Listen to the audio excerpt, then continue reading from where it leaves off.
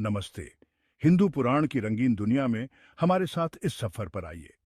आज हम रुद्र और भैरव के रहस्यमय दुनिया में जाएंगे, जो दिव्य ऊर्जा के ऐसे रूप हैं जो हमें मोहित भी करते हैं और उलझाते भी हैं। अक्सर भयानक और विस्मयकारी रूप में चित्रित, ये आकृतियां ईश्वर के विरोधाभासी स्वरूप को दर्शाती है। सृजन और विनाश, रक्षा और संहार, दोनों में सक्षम। इन शक्तिशाली देवताओं के प्रतीकवाद और महत्व को जानने के लिए हमारे साथ जुड़ें। हमारी पड़ताल की शुरुआत होती है कपाली से, जिनका नाम ही खोपड़ियों और त्याग की छवि उकेरता है। वो हमें भौतिक संसार के नश्वर स्वभाव की याद दिलाते हैं और इस भ्रम से परे देखने का आग्रह करते हैं। खोपड़ियों की माला पहने कपाली सुंदरता और भय के प्रति हमारी धारणाओं को चुनौती देते हैं, हमें अपने अस्तित्व के अनित्य से रूबरू कराते हैं। वो शिव की उस कच्ची, अदम्य ऊर्जा का प्रतीक हैं, जो सृष्टि के रचयिता भी हैं और संहारक भी। अपनी कठोर तपस्या में कपाली हमें वैराग्य का पाठ पढ़ाते हैं, याद दिलाते हैं कि सच्ची मुक्ति भौतिक संसार से परे जाने में ही है।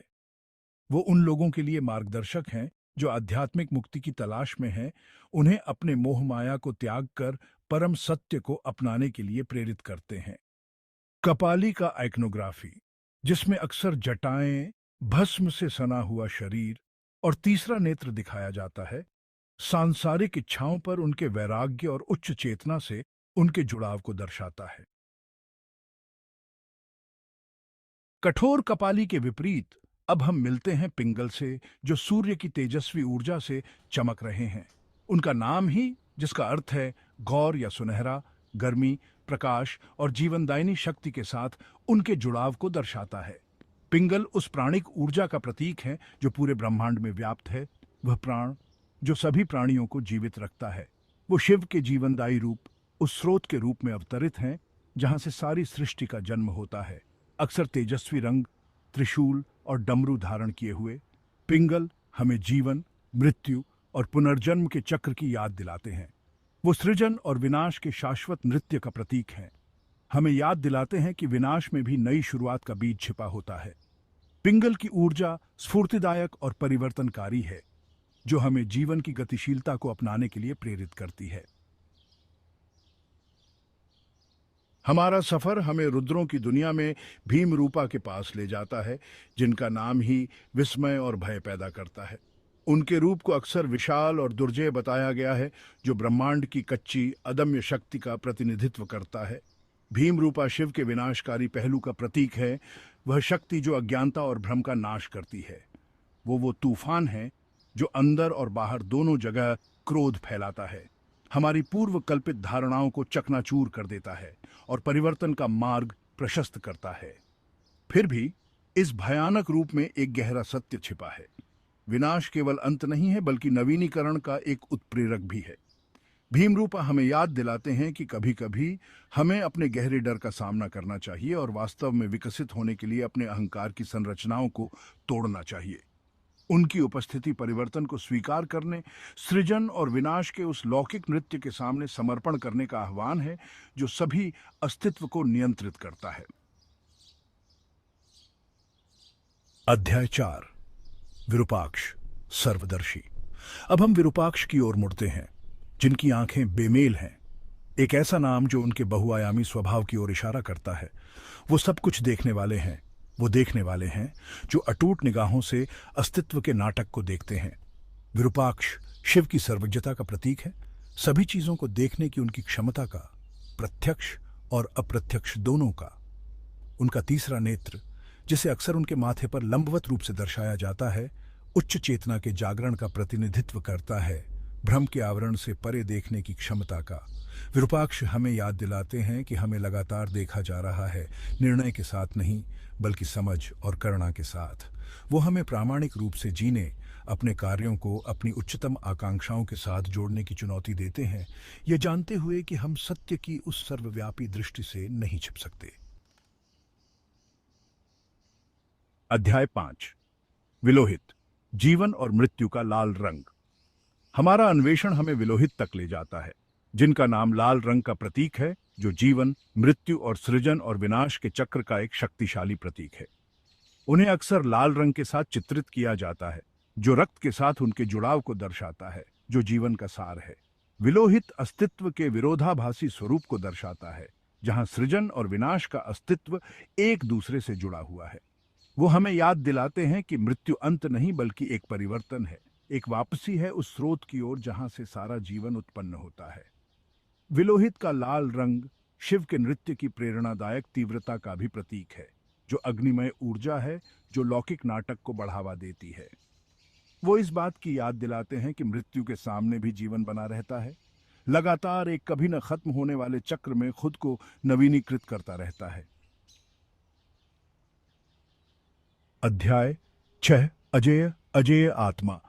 हम अजेय से मिलते हैं, जिनके नाम का अर्थ है अजेय या अजन्मा, जो उनके शाश्वत और अपरिवर्तनीय स्वभाव का प्रमाण है। अजेय शिव के उस पहलू का प्रतीक हैं जो सीमाओं से परे है, वो शाश्वत सिद्धांत जो भौतिक जगत के उतार चढ़ाव से अछूता रहता है। वो शुद्ध चेतना की प्रतिमूर्ति है, वो अपरिवर्तनीय सच्चाई जो निरंतर बदलती हुई सत्तावादी दुनिया का आधार है।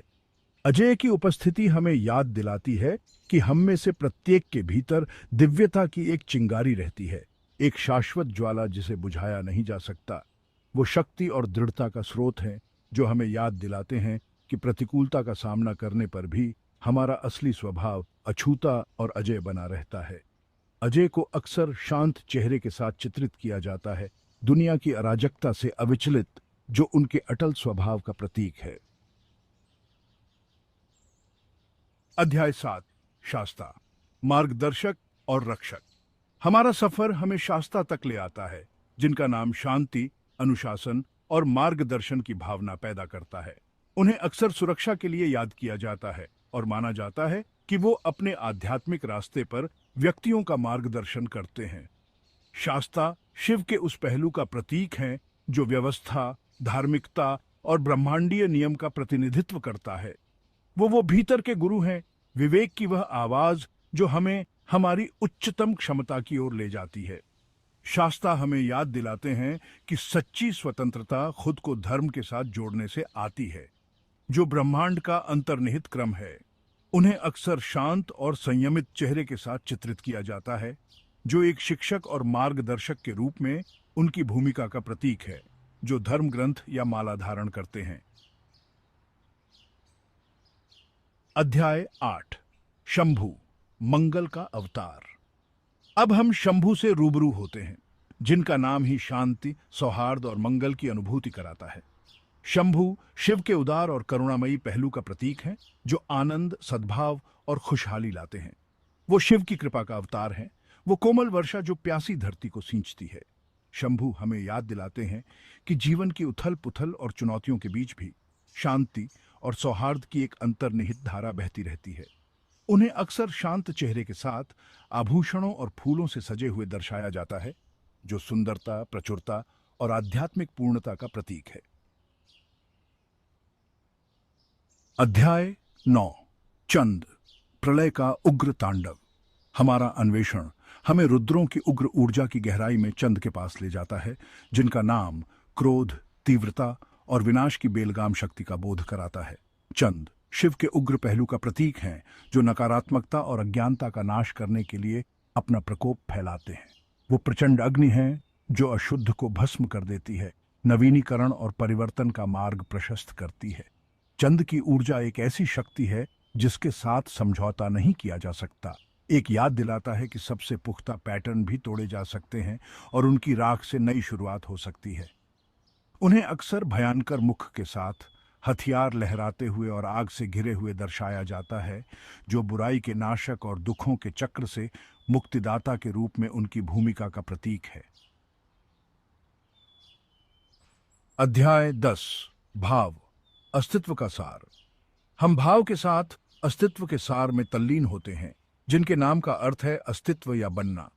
भाव शिव में निहित रचनात्मक क्षमता का प्रतिनिधित्व करते हैं। वह स्रोत जहां से सभी रूप उठते हैं।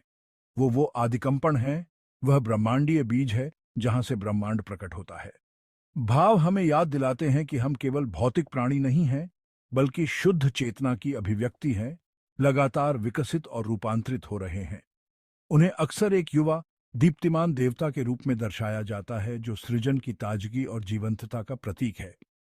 भाव की उपस्थिति हमें अपनी रचनात्मक क्षमता से जुड़ने, जीवन के निरंतर बदलते स्वभाव को अपनाने और बनने की प्रक्रिया में आनंद खोजने के लिए प्रेरित करती है। अध्याय 11 महादेव परमेश्वर।